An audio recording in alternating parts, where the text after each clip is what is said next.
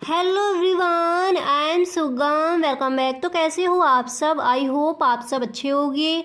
स्वागत है आप सभी का आपके अपने एसपी स्टडी यूट्यूब चैनल पर। तो गाइस, आज हम आपके लिए लेकर आए हैं जो 2023 के बोर्ड एग्जाम का जो आपका पेपर था, उस पेपर का आपको मिलने वाला है फुल सॉल्यूशन इस वीडियो में। ठीक है, तो देखिए अर्थशास्त्र का जो आपका पेपर था 2023 का जो आपका बोर्ड एग्जाम का पेपर है, उसका मैं पूरा सॉल्यूशन आपको देने वाली हूँ।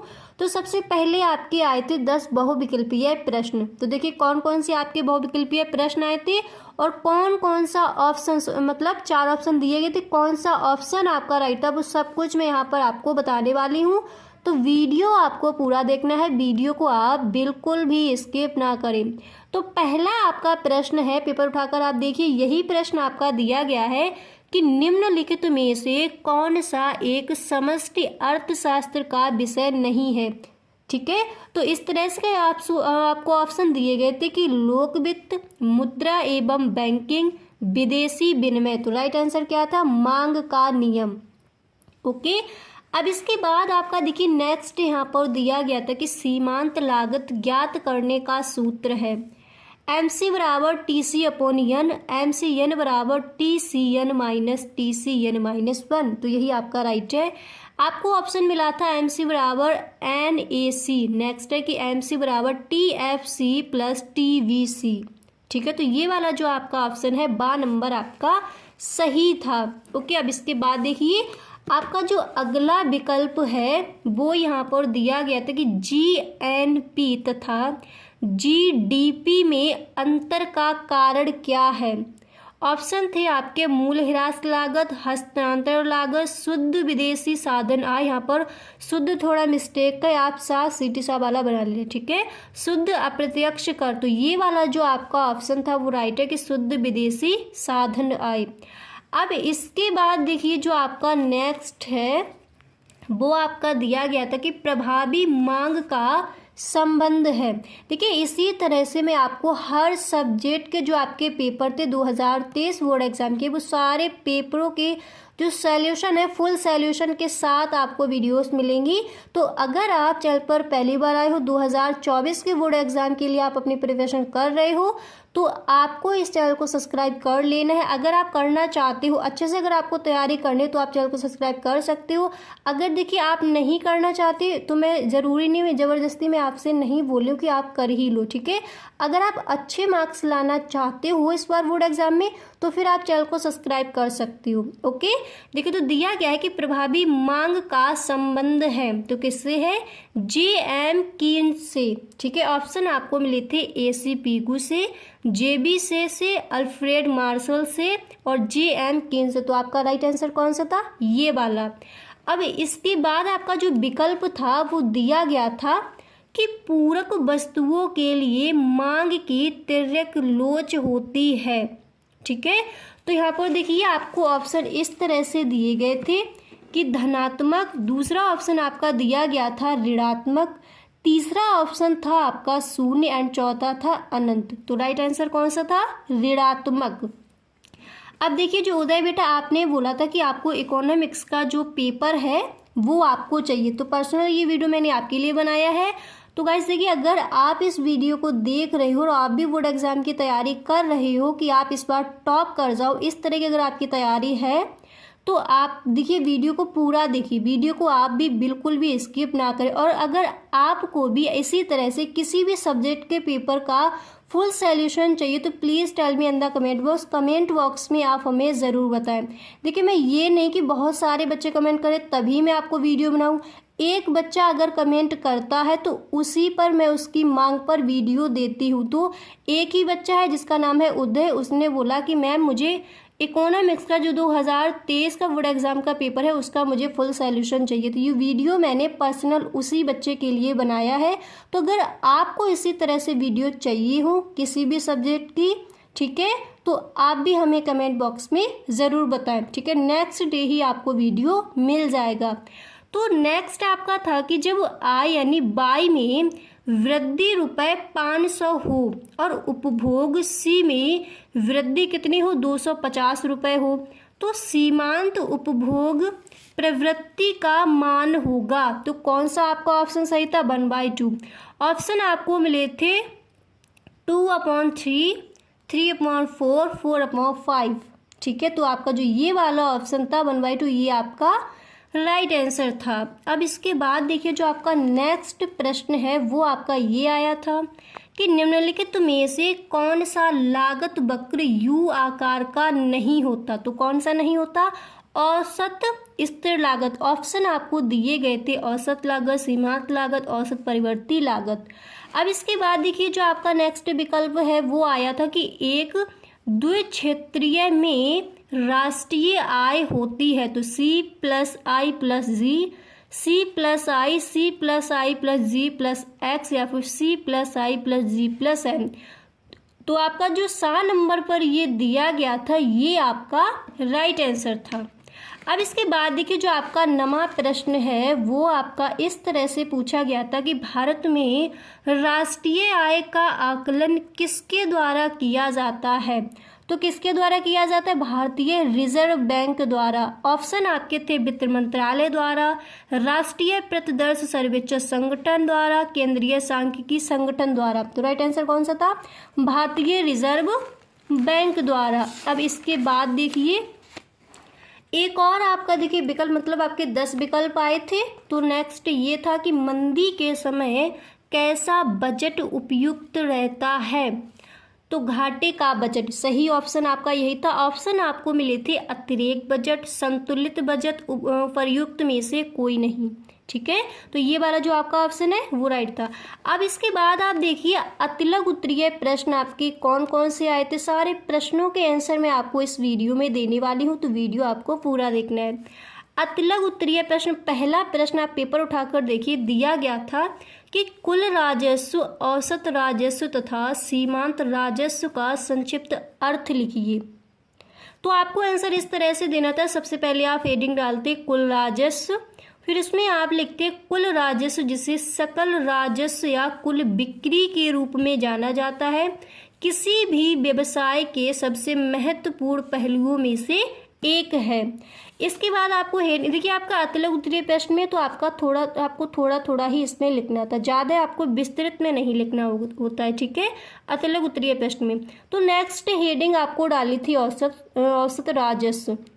फिर इसमें आपको लिखना था कि औसत राजस्व से तात्पर्य बेचे गए आउटपुट की प्रति यूनिट अर्जित राजस्व से है। सकल राजस्व को बेची गई इकाइयों की संख्या से विभाजित करके आपको औसत राजस्व प्राप्त होता है।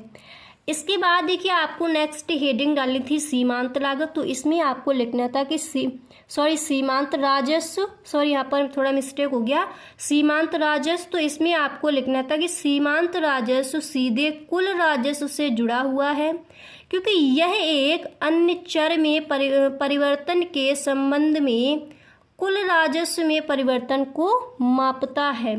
अब इसके बाद आपका अगला प्रश्न यहाँ पर आया था, 12वां प्रश्न आपका दिया गया था कि उत्पादन फलन से आप क्या समझते हैं। ये प्रश्न और कुल राजस्व और गैर राजस्व मैंने आपको पढ़ाया था, पर आपका प्रश्न इस तरह से आया था कि कुल राजस्व और औसत राजस्व, सीमांत राजस्व क्या है। पर ये देखिए उत्पादन फलन से आप क्या समझ, ये तो मैंने बिल्कुल सेम आपको यही पढ़ाया था। लघु उत्तरीय प्रश्न में भी, अतिलघु उत्तरीय प्रश्न में भी ये प्रश्न मैंने आपको कई बार बताया था। जिन बच्चों ने क्लासेस ली थी तो उनको अच्छे से पता है कि ये प्रश्न मैंने आपको कितनी बार बताया था। तो यही प्रश्न आपका आया। तो देखिए उत्पादन फलन से आप क्या समझते हैं, आंसर क्या हो जाएगा। उत्पादन फलन आपको हेडिंग डालनी थी, फिर आपको लिखना था किसी फर्म के निर्गत अथवा उत्पाद और आगत अथवा आदा के बीच के संबंधों को उत्पादन फलन कहते हैं। इतना इजी था आपका। इसका आपको इस तरह से फॉर्मूला लिख देना था, P बराबर F, फिर आपको कोष्टक में लिखना था ABC यानी यन संख्या है। ठीक है, फिर आपको यहाँ पर लिखना था यहाँ P बराबर वस्तु X की प्रदा की दर ABC यानी N विभिन्न साधन सेवाएं जिन्हें प्रति समय इकाई प्रयोग किया जाता है। तो इस तरह से सिंपल सा आपको इसका आंसर देना था।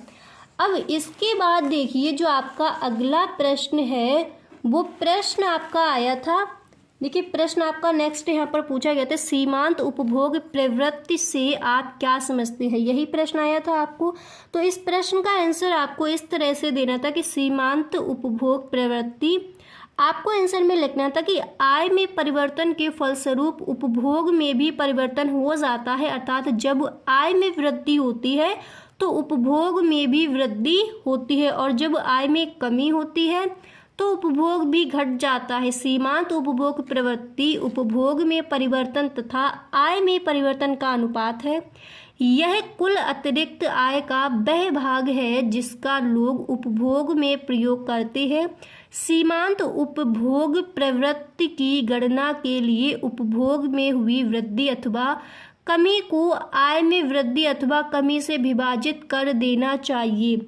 ये प्रश्न आपको पता है कि मैंने इस प्रश्न को भी आपको कई बार पढ़ाया था। देखिए इकोनॉमिक्स का पेपर तो आपका इतना अच्छा आया था, अगर सच में आपने मेरी सारी क्लासेस ली होती तो 100% आपका एक भी प्रश्न नहीं छूटता। देखिए बहुविकल्पीय प्रश्न, देखिए 3 बहुविकल्पीय प्रश्न ऐसे हैं जो मैंने आपको नहीं पढ़ा था, मगर जो आपके क्वेश्चन दिए गए वो सारे क्वेश्चन मैंने आपको बताए थे, आपको भी पता है। पर बहुविकल्पीय प्रश्न, सिर्फ 3 बहुविकल्पीय प्रश्न ऐसे थे आपके जो मैंने आपको नहीं बताए थे। ओके, ऐसा ही आपका पेपर आया है। अब यहाँ पर देखिए आपको लिखना था कि उपभोग में हुई वृद्धि अथवा कमी को आय में वृद्धि अथवा कमी से विभाजित कर देना चाहिए। फिर आपको लिखना था अर्थात MPC बराबर delta C upon delta Y. यहाँ MPC बराबर क्या है, सीमांत उपभोग प्रवृत्ति, AC बराबर क्या है, उपभोग में वृद्धि या कमी, और डेल्टा C बराबर क्या था, उपभोग में वृद्धि या कमी, और डेल्टा वाई बराबर क्या था, आय में वृद्धि या कमी। अब इसके बाद देखिए जो आपका नेक्स्ट प्रश्न था कि बैंक दर को परिभाषित कीजिए। तो देखिए बैंक दर की मैंने आपको परिभाषा बताई थी, और केंद्रीय बैंक क्या है, केंद्रीय बैंक के कार्य क्या है, उसी के साथ वो प्रश्न भी आपको बताया था, पर आपका केंद्रीय बैंक वाला नहीं आया। बैंक दर को परिभाषित कीजिए, ये आपका प्रश्न आ गया। तो देखिए इस तरह से आपको लिखना था बैंक दर ब्याज दर होती है जिस पर देश का केंद्रीय बैंक घरेलू बैंकों को अक्सर बहुत कम अवधि ऋणों के रूप में पैसे उधार देता है। बैंक दर मैनेज करना एक विधि है जिसके द्वारा केंद्रीय बैंक आर्थिक कार्यकलापों को प्रभावित करता है। ठीक है, अब इसके बाद देखिए यहाँ पर, अब इसके बाद देखिए जो आपका अगला प्रश्न था वो आपका देखिए यही दिया गया था पेपर। देखिए आपकी समष्टि आर्थिक अध्ययन के 2 उदाहरण दीजिए। तो प्रश्न का आंसर आपको इस तरह से लिखना था कि समष्टि आर्थिक अध्ययन के 2 उदाहरण इस प्रकार हैं। राष्ट्रीय आय, उत्पादन, रोजगार, बेरोजगारी, व्यापार चक्र, सामान्य मूल्य स्तर, मौद्रिक अपस्फीति, आर्थिक विकास आदि इसकी आर्थिक गतिविधियां हैं जिनका विश्लेषण इसके अंतर्गत किया जाता है। अब देखिए प्रश्न आपका इस तरह से घुमाकर पूछ लिया गया था कि समष्टि आर्थिक अध्ययन के 2 उदाहरण दीजिए। तो मैंने आपको बताया था कि समष्टि अर्थशास्त्र क्या है, समष्टि अर्थशास्त्र की परिभाषा दीजिए। तो देखिए मैंने आपको इतनी बार समझाया था कि समष्टि और व्यष्टि अर्थशास्त्र में अंतर जब बताया था तो उसमें आपको उदाहरण भी दिए गए थे। तो जिन बच्चों ने बिल्कुल सही ढंग से क्लासेस ली थी तो वो मुझे बता रहे थे कि मैम थोड़ा घुमाकर क्वेश्चन आया, पर क्वेश्चन तो वही है कि समष्टि आर्थिक अध्ययन के 2 उदाहरण दीजिए। तो राष्ट्रीय आय, उत्पादन, रोजगार, बेरोजगारी, व्यापार, ये सब किसके अंतर्गत आते हैं, समष्टि अर्थशास्त्र के अंतर्गत आते हैं। तो वही आपको लिखना था। अब इसके बाद अगला प्रश्न था कि सामान्य तथा निकृष्ट वस्तुओं के संदर्भ में मांग वक्र का आकार कैसा होता है। तो देखिए इस वीडियो में अभी देखिए मैं आपको इतना ही बता रही हूँ। नेक्स्ट वीडियो में मैं आपको जितने भी आपके क्वेश्चन रह गए हैं, अतिलघु उत्तरीय प्रश्न, लघु उत्तरीय प्रश्न, विस्तृत उत्तरीय प्रश्न, सारे प्रश्नों के आंसर मैं आपको दे दूंगी। इसी तरह से मैंने सोशियोलॉजी का भी आपकी वीडियो बनाई है, जो आपका पेपर है बोर्ड एग्जाम का 2023 का, तो उसका फुल सॉल्यूशन मैंने दिया है 2 वीडियोस में। ठीक है, अगर आपने वो वीडियो नहीं देखा है तो डिस्क्रिप्शन बॉक्स में आपको लिंक मिल जाएगा, नहीं तो आप प्लेलिस्ट चेक कर सकते हो, नहीं तो आप चैनल पर जाकर देख सकते हो वीडियोस। ठीक है, तो गाइस आज के लिए बस इतना ही, मिलते हैं नेक्स्ट वीडियो। अगर वीडियो पसंद आया हो तो वीडियो को लाइक करें, अगर आपको वीडियो अच्छा नहीं लगा है तो वीडियो को आप डिसलाइक करके भी जा सकती हो। Okay, thanks for watching.